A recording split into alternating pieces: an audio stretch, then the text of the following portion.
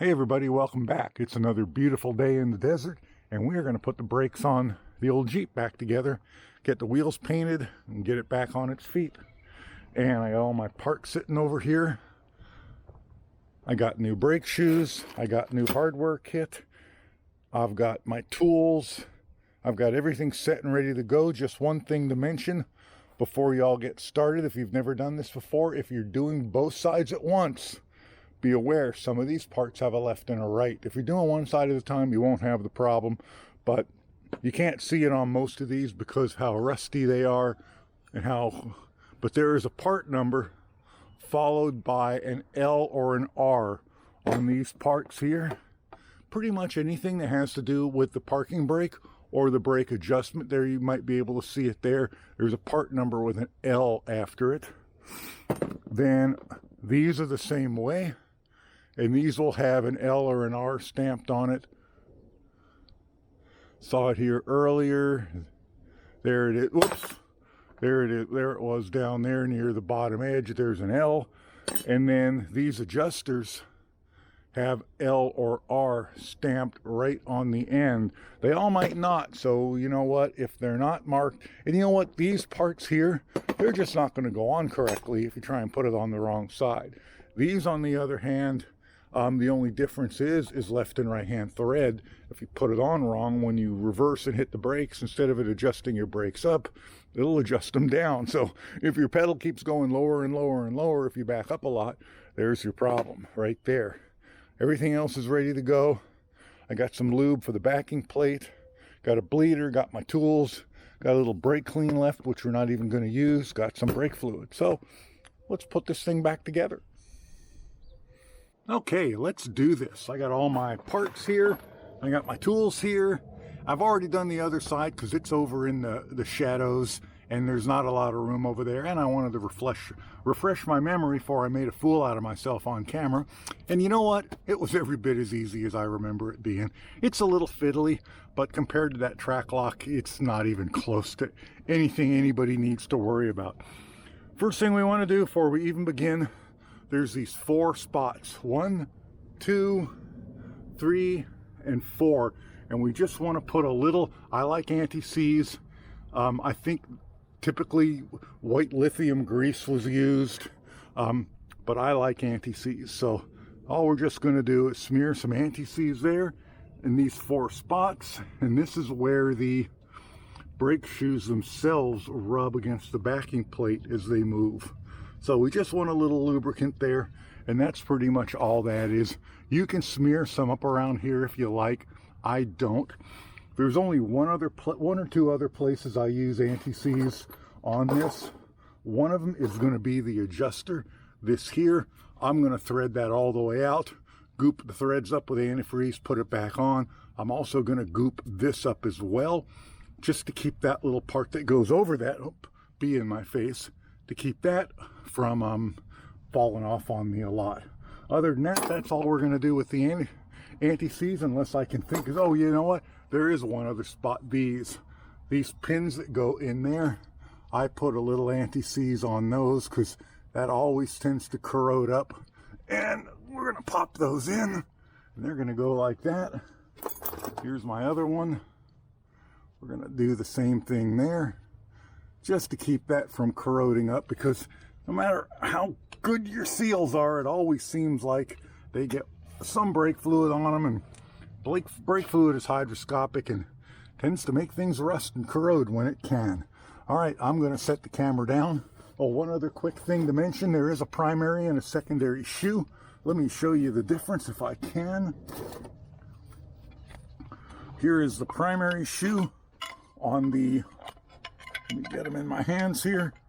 Here's the primary shoe on the right and the secondary on the left. And you'll notice the secondary has a lot more brake shoe material, brake lining material than the primary. Primary goes facing the front of the vehicle. That helps with the self-energizing features of drum brakes.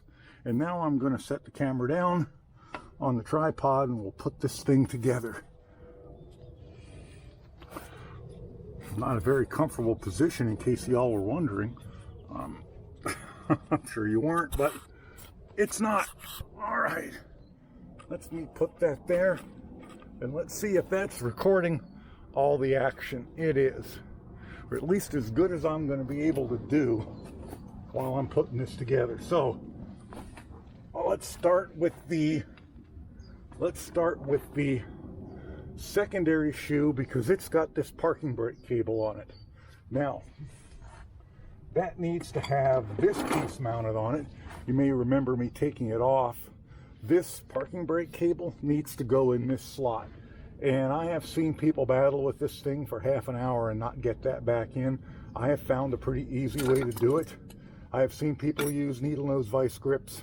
That works. Don't use diagonal cutters to do this. You'll cut the cable. That would be bad. I like this tool. This little tool is designed to take hoses off of steel lines. You jam it on, you squeeze it, and it pushes the hose off the line. I like it for this. So just pull the spring back a little bit. If it will, pull back a little bit. One on the other side pulled right back for me. This one doesn't want to. Okay. Why not? There we go. This one's way tighter than the one on the other side for some reason. There we go. Now I can squeeze that back easily. Now, since this is so annoying, get this on right the first time. This piece goes like this, so it's going to slide. I don't know if you can see it. That slot in it is going to slide through the cable, and we're going to let it out, and that's going to be right. Right? Yeah, that's going to be right. I'm going to hold that together, and I'm going to yank my tool out. And if I did that right, and I did, that's now together. That's one of the more annoying parts of drum brakes, is this. All right, now we're going to take our secondary shoe, and that is this one, the one with the most brake line on it. And we are going to get one of those little squeezy pins, squeezy clips, and I'll show you as soon as I can pick it up. It's that. We are going to stick that through that hole. Hope I'm getting all this. Can't really see very well. Can you see? That goes through.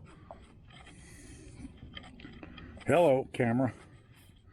Got the tripod legs pushed in. There we go. That goes in there like that. And then our squeezy clip slides in its slot. And I'm going to need a pair of pliers to squeeze it in. Like that.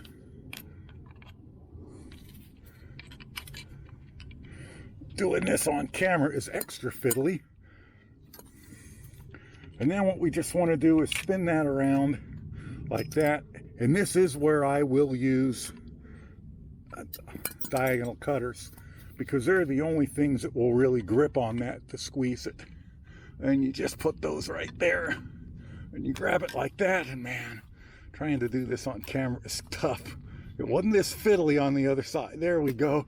And you just do that, and that's that. Now this shoe can go on. And this shoe, the shoes just slide right up. Want to get our piece out of the fork out of the wheel cylinder in, and it's going to slide right up like that. And now we are going to get a brake nail, and I got two sets of brake nails with this for some reason, longs and shorts, and it's the shorts that we want on this one.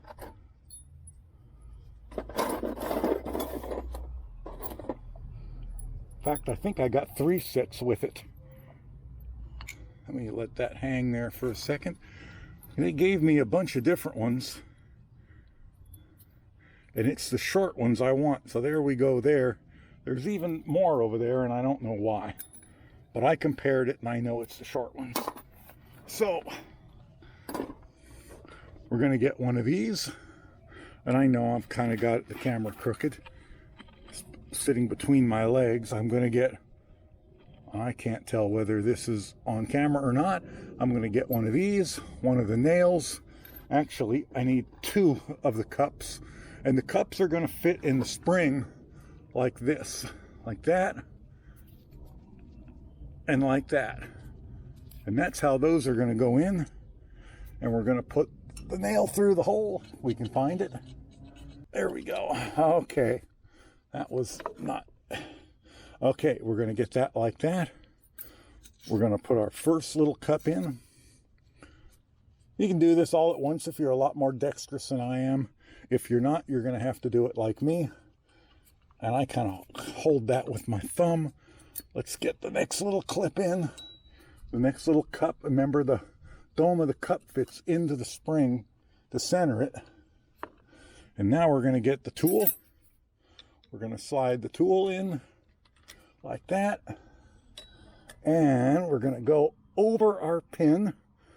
And we're going to give it a quarter turn. And we're locked in. And there's our secondary shoe on. Now let's do the primary shoe. It's a little easier because there isn't all that extra crap on it. So we're going to put our primary shoe in. I'm going to do the exact same thing. We're going to get our brake pin or nail, whatever you want to call it. We're going to go in from the back. We're going to find the hole. It's a lot easier when there aren't so darn many pieces to it. Wish I had a less awkward position here, but I don't. Trying to do it with the camera between my legs is really quite interesting. So our cup goes like that, kind of making it extra fiddly. At least that's my excuse, and I'm sticking to it. Then the spring, and then another cup. This kit was a parts kit was a Dorman kit, and it's actually pretty nice. But there's one thing you'll notice about all of these parts kits. They'll often give you a range of parts just so they don't have to have more than one part number. That's not on there, right? Let's pop that over. There we go.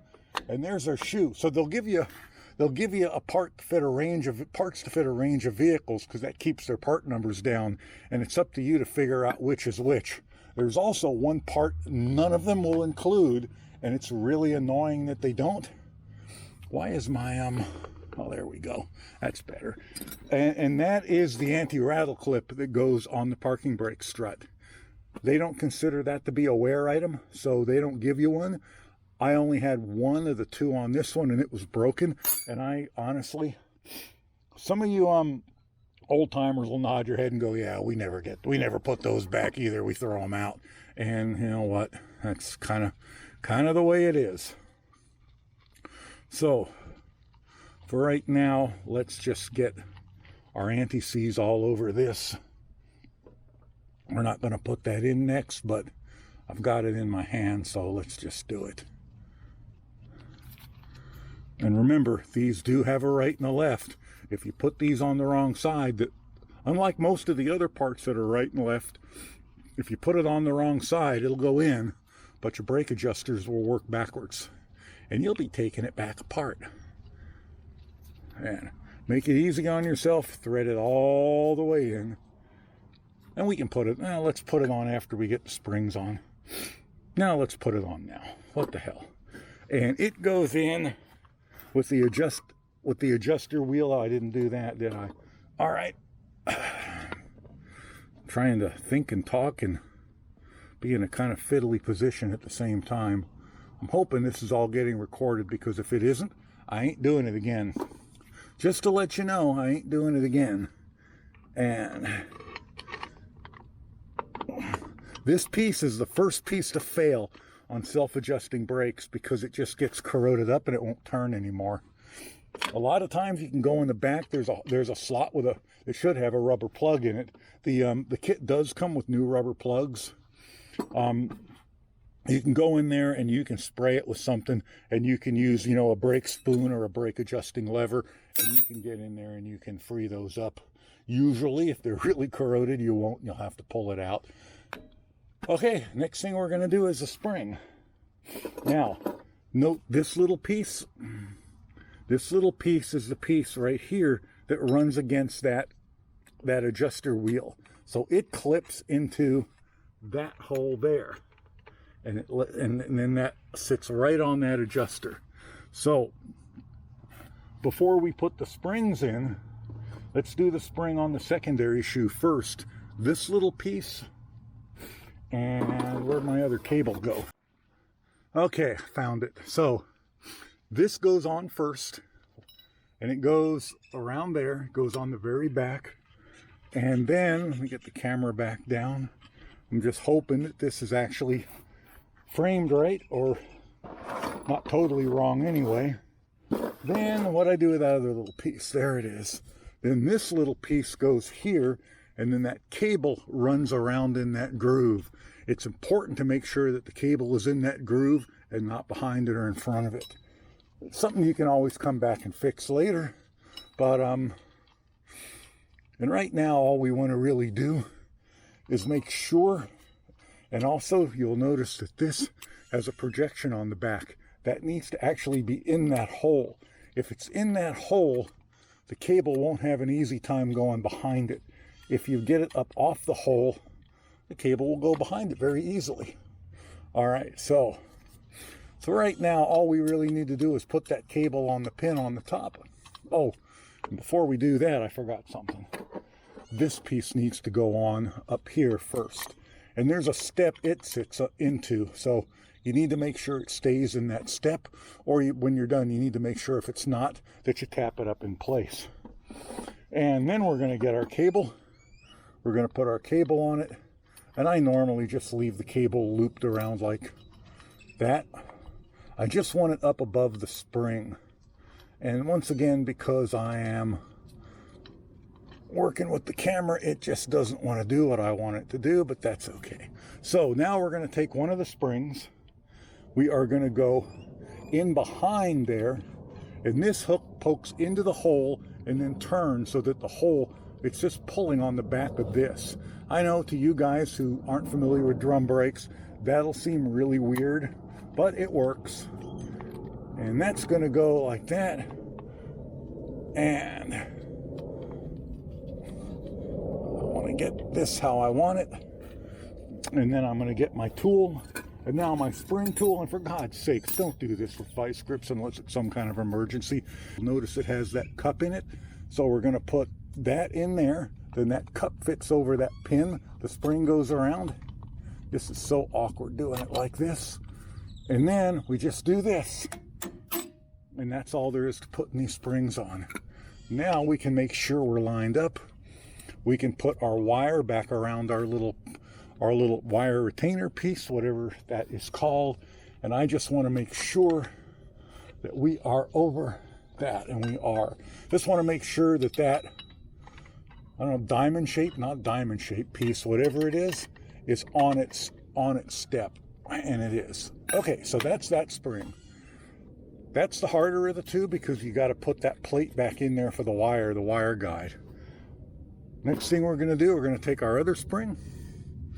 Oh, and before we do that, let's put the parking brake.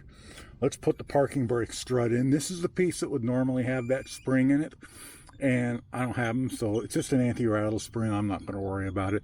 This is a CJ-7. This is your wife's car. Yeah, put the anti-rattle spring in, but it's a CJ-7. Now you'll note that one of these slots is further, looking at it like this, it's further, it's offset from this one up. That one that has the offset, it's the one that goes back where the other parking brake piece goes. So we're just going to slide it in, and sometimes this is fiddly to get in there. We're going to slide it in, and we may have to do a little wiggle in here. Sorry for all the camera motion. Okay, there we go. And you'll see it goes into on this side, it doesn't go into the shoe, it goes into that parking brake strut itself. This is what makes sure that when you press on the parking brake, both levers move, both the shoes move evenly. Yeah, the other side was probably because I wasn't trying to balance the camera between my legs. So once again, this is going to go through the hole like that and like that. And I just knocked something over with the tripod. I can't get it sitting flush again. And then we are just going to take our spring tool, put it in like that, hook the cup over there, get my glove, tore my glove off. Oh my goodness. And there we go. Okay, so now what we got to do is get the bottom spring on. And there's a couple different ways to get the bottom spring on. I'm laughing at myself here. A couple of different ways to get that bottom spring on. Let me see if I can get the camera in a place where you can see that. That bottom spring goes between this hole here and up in here. And what I like to do, and that this spring, this clips in there too. What I like to do is I like to put the spring on first, and then I just kind of bend the thing against the spring to hook the cable on. Other people will hook it all up with the shoes pulled together at the bottom when it's easy, and then put the adjuster in. But I found it typically works better for me this way. It won't while I'm filming it, but you know what? Who knows? So this goes right up in there. Probably can't see it because I can't see it either. I'll see if I can get myself adjusted so you and I can both see it. And again, I'm not really sure that you can see it. All right, it goes right up in there. And normally that goes on without a battle because why isn't that going on without a battle? Okay, once I got the camera out of the way and moved in close, it popped right in for me. I just couldn't do it sitting way back like that. And you can see what I did was I get the adjuster in, got that piece with the spring on, and you can see the wire clip. It also hooks onto that same spot the spring goes. Now, what you want to do when you're done is make sure all the shoes are where you want them to be. And as you can see, they're not. I'm out up here, but that's not a big deal. You just need to pop everything down. And I had my brake adjuster tool. I could get in there and pry that shoe in. And this one really, there we go. This one really wants to be difficult. Okay, I got that figured out. The problem was that I had the parking brake cable hanging up in such a way that all the extra play was used up pulling that side out, and I had none over here. And that's what made it so hard to get the parking brake spring pulled back enough to get the parking brake lever on, and it's what made it so hard to get all this hooked up under here. I didn't realize it. I should have, but I didn't realize it till I had it all together, and the shoes would not close up at the top even with the adjuster all the way threaded in. So I crawled around, I found out where it was hooked up. That gave me more parking brake cable play, and then it all popped together just like the other side did without a big battle. So when you're done with these, you should be able to move them around back and forth like that. That's moving on that spots, those 4 spots I lubricated.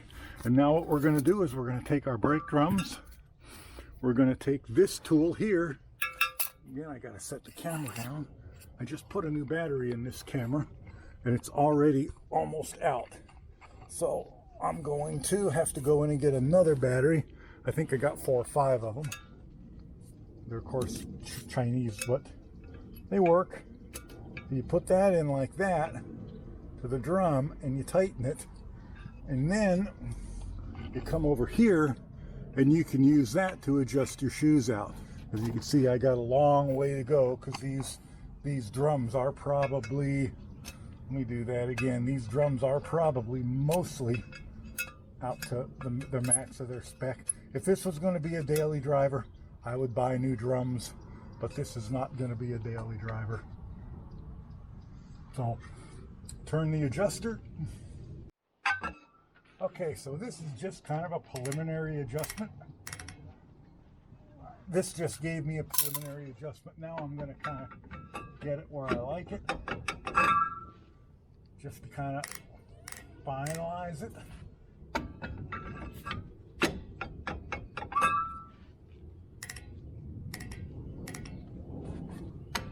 And remember, backing up a bunch of times and hitting the brakes will also get you there. This one's not letting me spin it because of that new that new clutch plates in the limited slip. I like that. So now we're going to go do the same thing on the other side. Okay, I have the brakes bled, and I actually could not gravity bleed them. I actually had to get in and stand on the pedal, you know, put a hose down with a little bottle of brake fluid down so it didn't suck air back up. But I really had to stand on the pedal to break that proportioning valve loose because it did not want to move. And I could hear it underneath there where it's bolted to the frame making noises. But anyway, it finally did break free and I did get the brakes bled. I've got the wheels painted. I'm going to put one more coat on that one. And I have some new lug nuts. Look at that. One-piece solid lug nuts. Not this craptastic two-piece crap with the tin cover over it. I blame GM for that. Then everybody adopted it. But everybody didn't have to adopt it. Anyway, one more coat on that. That one will dry. When I finish this one, finish the last coat on that one, we'll go ahead and put that one on. Okay, I guess there's only one thing left to do. I have left wheel on the ground, right wheel up on a jack stand. It is in neutral at the moment, and of course we're in too high, and you almost can't turn this wheel. So, also, I don't have a huge amount of space in front of me, so I don't really want to run this thing up high, you know, RPMs up high and have this thing take off on me. So I'm going to try and be a little gentle. So let's put the camera down. And let's see if this works. And I have not tried it yet. I just finished bolting that wheel back on. So let's get the camera down here. I ought to turn on the app on my phone so I can make sure that it's pointed the way I like without having to crawl down on the ground. I think that'll work. I also had to put more gas in it. I was going to do this yesterday and I fired it up and it ran out of gas about 3 seconds after I fired it up. So, I got gas in it. It's kind of warmed up a little bit. Let's see what happens.